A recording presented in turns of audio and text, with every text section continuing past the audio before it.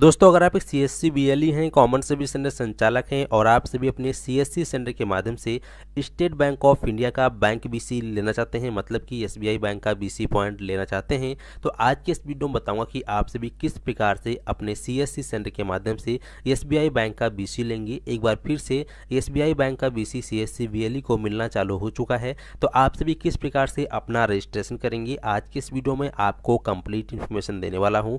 तो अगर आप एक सीएससी बीएलई हैं और अपने सीएससी सेंटर के माध्यम से एसबीआई बैंक का बीसी पॉइंट लेना चाहते हैं, तो वीडियो को शुरू से लेकर अंत तक जरूर देखिएगा।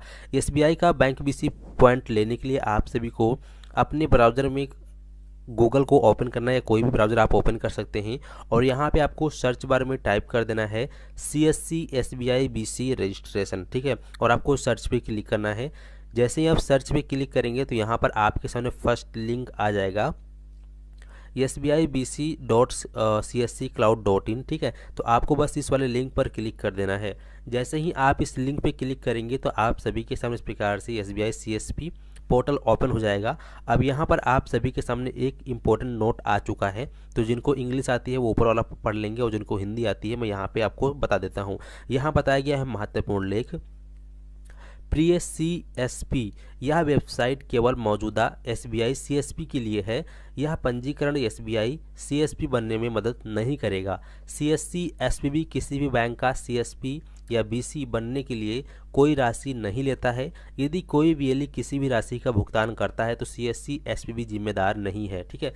यहाँ पे साफ साफ बता दिया गया है कि अगर आप एक सीएससी बीएलई हैं और सीएससी के माध्यम से किसी भी बैंक का बीसी लेना चाहते हो, चाहे वो प्राइवेट बैंक हो, सरकारी बैंक हो, ठीक है, तो किसी भी सेक्टर का बैंक का अगर आप बीसी पॉइंट लेना चाहते हैं सीएससी के माध्यम से, तो फिर आपको किसी को भी एक पैसे चार्ज देने की ज़रूरत नहीं है और सीएससी आपसे एक पैसे का भी चार्ज नहीं लेती है। लेकिन अगर आपसे कोई व्यक्ति किसी बैंक का बीसी पॉइंट दिलाने के लिए पैसे की मांग करता है और आप उसको दे देते हैं, तो उसके जिम्मेदार आप स्वयं होंगे। इसमें आपकी सीएससी के माध्यम से या फिर बैंकिंग के माध्यम से कोई भी आपकी सहायता नहीं की जाएगी। तो यहाँ पे चीज़ साफ साफ बता दी गई है। साथ ही साथ यहाँ बताया गया है कि यह वेबसाइट केवल और केवल जो एसबीआई सीएसपी पहले से जिनको एसबीआई बैंक का बीसी पॉइंट मिला हुआ है उन सभी के लिए है, और यह वेबसाइट एसबीआई का सीएसपी बनने में आपको मदद नहीं करेगा। यहाँ पर ये चीज़ बताई गई है। अब यहाँ चलिए हम इसे यहाँ से क्लोज कर देते हैं। क्लोज करने के बाद यहाँ पर आप देखेंगे तो यहाँ पर आप सभी को दो ऑप्शन दिखता है। पहला है लॉगिन का, सेकंड है यहाँ पे रजिस्ट्रेशन नंबर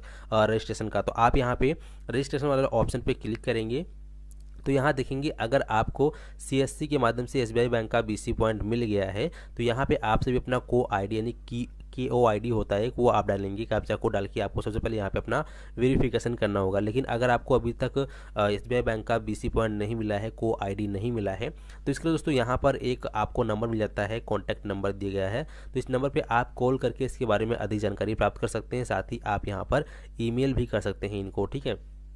अब हम बात कर लेते हैं कि आप सभी किस प्रकार से सीएससी के द्वारा एसबीआई बैंक बीसी के लिए रजिस्ट्रेशन करेंगे। तो इसके लिए आप सभी को करना है क्या है कि आप सभी को अपने डिजिटल सेवा पोर्टल के अंदर आ जाना है।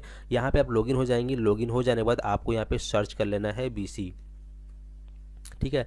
जैसे आप सर्च करेंगे तो यहाँ पर आप सभी के सामने ऑप्शंस आ जाएगा, या आप यहाँ पे टाइप कर देंगे बैंक, तो यहाँ पे क्वेश्चन ऑप्शन आ जाएगा बैंक मित्रा पोर्टल। आप एक बार इस पर क्लिक कर देंगे। दोस्तों, आप सभी को सीएससी के माध्यम से किसी भी बैंक का सीएसपी पॉइंट लेने के लिए सबसे पहले डिजिटल सेवा पोर्टल के अंदर लॉगिन करना पड़ेगा और आपको बैंक मित्र पोर्टल पर ही जाना पड़ेगा। तो यहाँ पर आ जाने के बाद आपके सामने इस प्रकार से ऑप्शन आएगा, आप इसको नो कर सकते हैं और यहाँ पे आपको कई सारे ऑप्शन दिख जाएगा। तो यहाँ पे अगर आपको एसबीआई बैंक का बीसी पॉइंट चाहिए, ठीक है, तो इसके लिए आपको यहाँ पे बीएलई रजिस्ट्रेशन वाले ऑप्शन पर एक बार क्लिक कर देना है। जैसे ही आप इस पर क्लिक करेंगे आप सभी के सामने इस प्रकार से रजिस्ट्रेशन टाइप आ जाएगा। तो यहाँ पे आपको न्यू यूजर पे क्लिक करना है और यहाँ पे आपको सबमिट वाले बटन पर क्लिक कर देना है।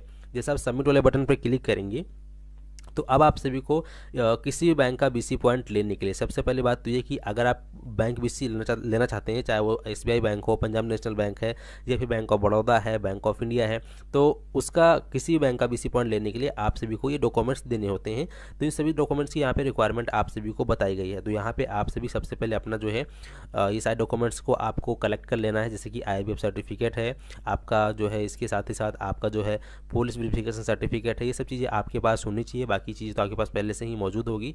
और जिस बैंक का आप BC पॉइंट लेना चाहते हैं उस बैंक में आपका पहले से ही कोई भी खाता होना चाहिए, चाहे आपका सेविंग अकाउंट खुला हुआ होना चाहिए या फिर करंट अकाउंट, मतलब इन दोनों में से कोई एक अकाउंट आपका उस बैंक में खुला होना चाहिए, तभी आपका उस बैंक से BC पॉइंट मिल पाएगा। ठीक है, इसके बाद फिर आप यहाँ से कंटिन्यू पे क्लिक करेंगे।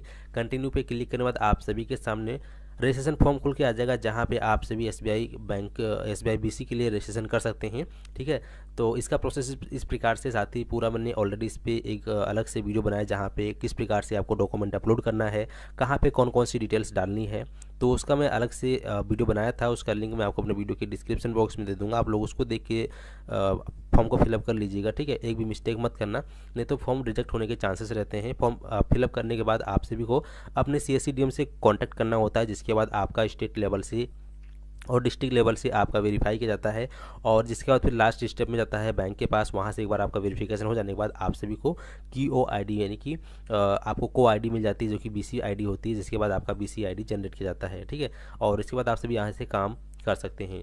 तो आशा करता हूँ कि आप लोग अच्छे से समझ गए होंगे, और अगर आपके मन में कोई भी कन्फ्यूजन डाउट है तो आप सभी हमसे पूछ सकते हैं कमेंट बॉक्स में। बाकी जानकारी आप अपने CSC DM से भी ले सकते हैं। तो किसी बैंक का BC लेने से पहले आप लोग अपने CSC DM से जरूर संपर्क करें। ठीक है, आशा करता हूँ कि आप लोग अच्छे से समझ गए होंगे। चलिए मिलते हैं आपको एक नई वीडियो में नए टॉपिक के साथ, तब तक के लिए टाटा एंड गुड बाय।